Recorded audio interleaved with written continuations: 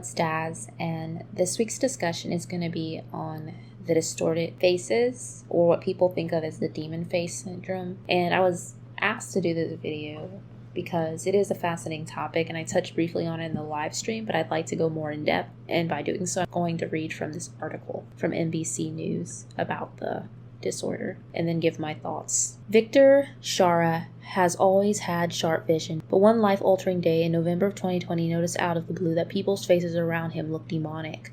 Their ears, noses, mouths were stretched back, and there were deep grooves in their foreheads, cheeks, and chins. My first thought was I woke up in a demon world, said Shara, 59, of Clarksville, Tennessee. You can't imagine how scary it was. Someone he knew taught visually impaired people and suggested that he might have propometamorphopsia, or PMO. This extremely rare neurological disorder of perception causes faces to appear distorted in shape, size, texture, or color. Shara felt the symptoms were a match, and he was formally diagnosed last year. Distortion appears only when he sees people in person, not in photographs or through computer screens. That gave scientists an opportunity to visualize what the warped faces look like for a person with PMO, something they had never been able to do before. Researchers at Dartmouth College created a digital representation of what Shara has been experiencing. The resulting images were published Tuesday in The Lancet. To create the visuals, the researchers asked Shara to describe the differences between photographs of people's faces and the real-life people standing in front of him. The researchers then used image editing software to modify the pictures to match Shara's description. PMO symptoms often revolve around a few days or weeks, though in some cases they can linger for years. Shara said he still sees demonic faces. There are fewer than 100 published case reports of PMO. Researchers suspect it is caused by dysfunction in the brain network and handles facial processing. They don't fully understand what triggers the condition. Some cases have been linked to head trauma, stroke, epilepsy, or migraines, but other people have PMO without obvious structural changes in their brains. The researchers offered two possible triggers for Shara's case. First, he had carbon monoxide poisoning 4 months before his PMO symptoms started. Second, he endured significant head injury at 43 while he was trying to unjam the handle on his trailer. Shara fell backward and hit his head on concrete. According to the study, MRI scan showed a lesion on the left side of his brain.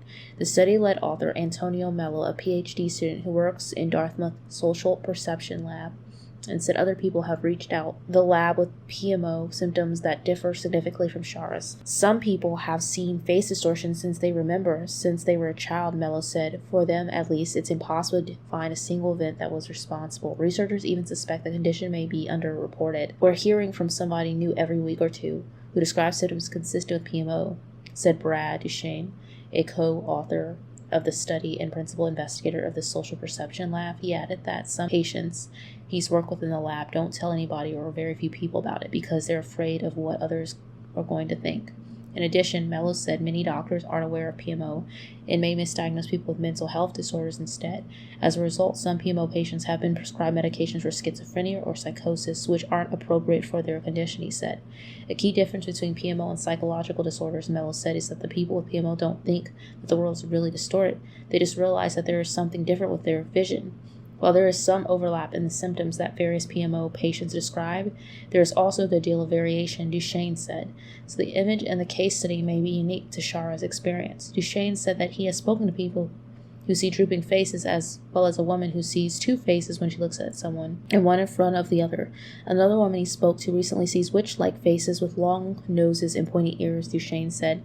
The first time it happened, she was on a beach in Jamaica and was looking at two women who were standing in the water. They had this witch-like appearance at one moment, and then they didn't a while later, he said.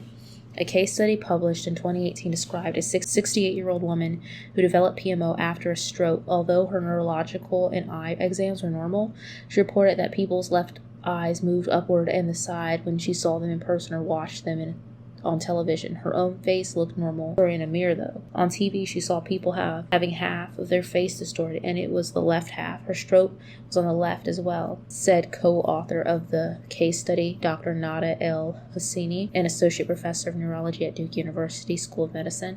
Husseini said it's possible that PMO symptoms are worse than people look at moving faces, which could explain why some people don't notice facial distortions in photographs. Shara said that's consistent with his experience.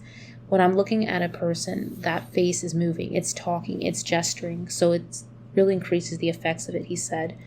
Shara said he has found a few ways to cope with his condition. He lives with a roommate and her 2 kids, which he said has been helpful because he's used having people around so he isn't as spooked when he sees new faces in public.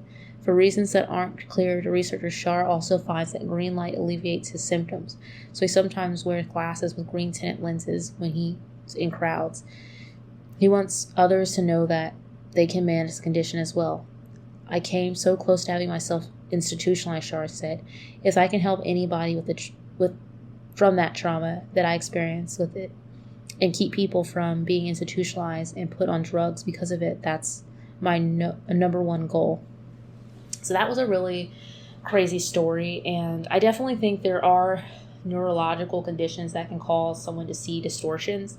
I also think there is psychosis people can experience, and I also think that there is a such thing as people seeing into the spirit realm. And it does make sense in some of these cases that these people did experience like a stroke or a brain injury that may have led them to have those distortions.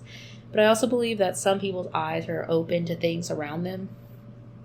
And this has been something that I've been hearing more and more about from other people, and people ran with this, that there are those walking among us or Nephilim or something, and that's why people are saying it, while others, are saying it's PMO.